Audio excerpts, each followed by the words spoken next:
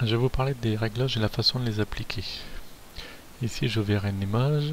Alors je supprime le cadenas, je le glisse sur la poubelle pour créer un calque. Je sélectionne mon calque et là je peux appliquer en allant sur image réglage ici toute cette liste de réglages. Alors au hasard, négatif, j'ai ceci. Alors mettons, je ferme le document, je le rouvre, je vais avoir ceci. Si je veux le remodifier, je ne pourrai pas revenir à l'image de départ ou une image intermédiaire. Donc le mieux, ça va être, là j'annule, d'appliquer un réglage mais en utilisant cette fenêtre. Alors, tous ces icônes ici correspondent à toute cette bibliothèque de réglages. Donc je sélectionne mon calque et j'applique par exemple donc négatif comme j'avais fait tout à l'heure,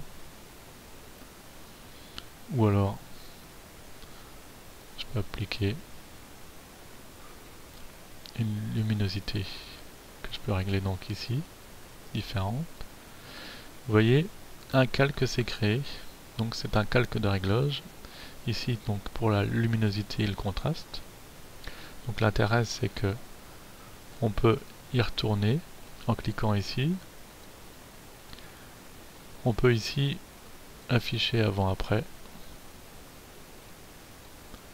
revenir au réglage d'avant, et on peut aussi par exemple le supprimer.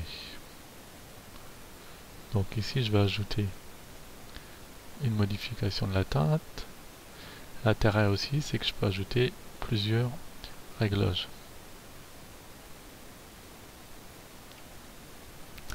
À noter que tous ces réglages s'appliquent à tous les calques qui se trouvent en dessous. Si je veux, mettons, appliquer uniquement à un des calques, par exemple ici, j'ai fait un document avec deux calques, donc le cigare et le gorille. Si je veux appliquer une couleur différente au cigare, uniquement, je vais cliquer sur le calque du cigare. Je vais appliquer par exemple un rouge comme ceci, c'est vraiment pour vous montrer le principe. Vous voyez qu'ici j'ai modifié aussi la couleur du gorille. Alors pour éviter que tout soit ici pris en compte, je vais appliquer un masque d'écrêtage, clic droit, masque d'écrêtage, et vous voyez que le réglage ici s'applique uniquement sur le cigare. Si je retourne ici, vous voyez mon cigare ici. Uniquement, donc,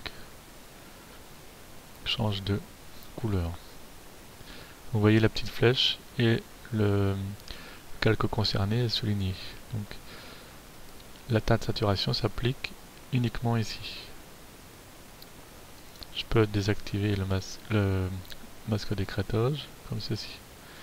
Je peux aussi l'appliquer ici. Vous voyez, donc la flèche apparaît ici.